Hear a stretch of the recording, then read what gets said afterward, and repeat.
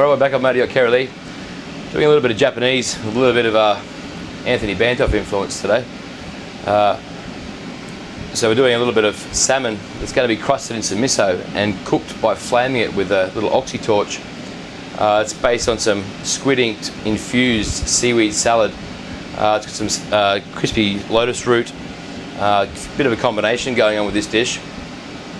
Also in the book, Degustation Dining Aboard Modi Kerala 3, which I've done since I've been here on this Modi yacht, because we do a lot of small courses here, 7 to 10 course dinners, a lot of big formals. And, everything's very petite, very small, mouth size bite pieces, so you get a taste and always leaves you wanting more. So today what we're going to do is, I've got a couple little pieces of salmon belly here. I'm going to mix that through some shiro miso paste. Then I just have a little bit of water, a little bit of sesame oil, just to thin it down a little bit because it's a bit thick. So what we're going to do is we're going to place a nice little bit of the salmon belly into the little mixture of the shiro miso paste. I give it a nice little toss there, just to make sure it's well coated. Combine it well. We're going to take that, stick it onto a little tray. That way, put a little bit of non-stick so that it doesn't so much stick when you get the flame gun out, and it's easy for you to clean. Otherwise, you'll be there for a while. So we've got the flame gun here. We're just going to hold the flame away from the salmon. You don't want to overcook the salmon. You want it still pink in the middle. So keep the heat to a medium. If you've got people that want it more cooked than usual, keep it going for longer.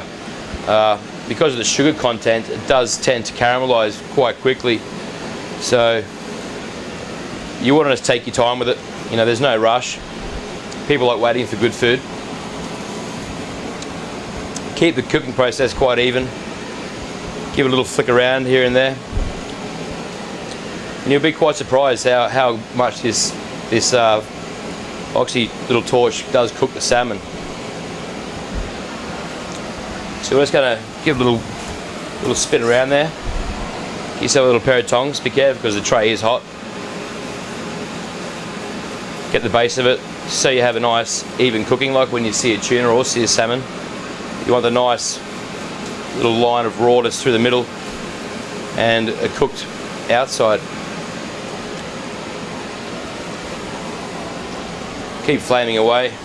It generally takes maybe 20 seconds each side, and then you've got a nice little soft texture in the middle. Keeps the moisture and you can still absorb the real rich salmon flavour. I'm going to turn the heat gun down now. So you've almost got the barbecue effect to it actually. You've got the crustiness of the flame. Might look a little bit dark, but the flavours combine really, really well together. So you just let that rest to the side. You can serve it hot or cold. Begin with a seaweed salad. So I grab myself a little teaspoon. Like I said, this is just a squid-ink infused seaweed salad.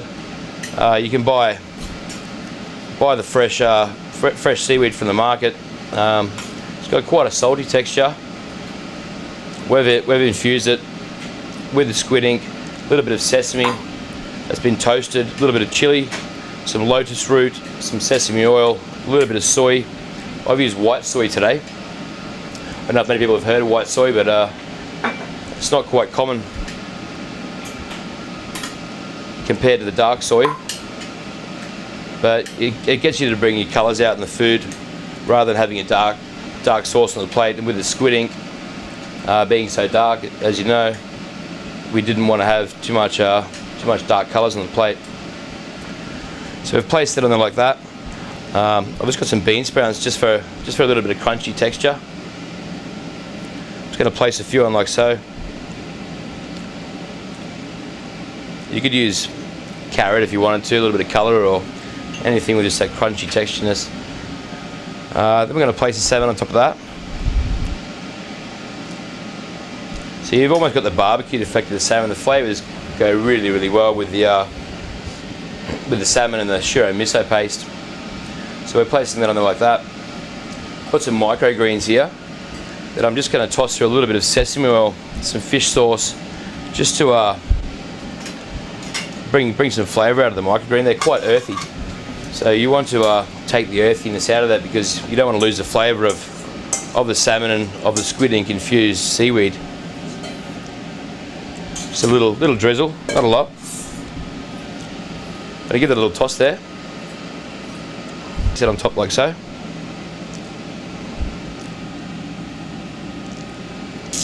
I've got a little bit of better rave here. It's almost like a very fine. It comes from the beetroot family. It's like a sprout, but again quite earthy. I'm just going to keep the earthiness as I've taken some of it out by adding the sesame oil and the fish sauce to the microgreen. I've got some lotus root here that I've just blanched. So it's nice and tender now. I'm going to garnish it with the lotus root. I also have a sauce that is made of honey, the shiro miso paste, a little bit of soy, and a little bit of char siu, just to give it a bit of bite. We'll just fix that up there. We're on a boat, remember? we do have squall come past. Just got to place it on like that, and then we're just going to add a little bit of the sauce. It doesn't have to be a lot. Just like that. Sorry. Soy pearls that have been made with some aspic jelly and a little bit of soy that have been infused with some soy sauce, dark but with a soy flavour. I'm just going to combine that together with a little bit of the salmon roe.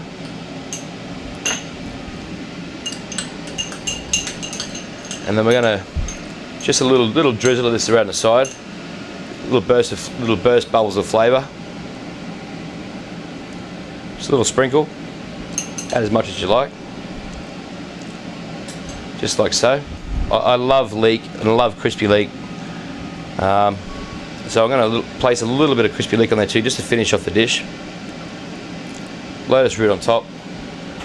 If you wanted to, you could jazz it up with a little bit of fresh cilantro, coriander as we call it, and there we have it.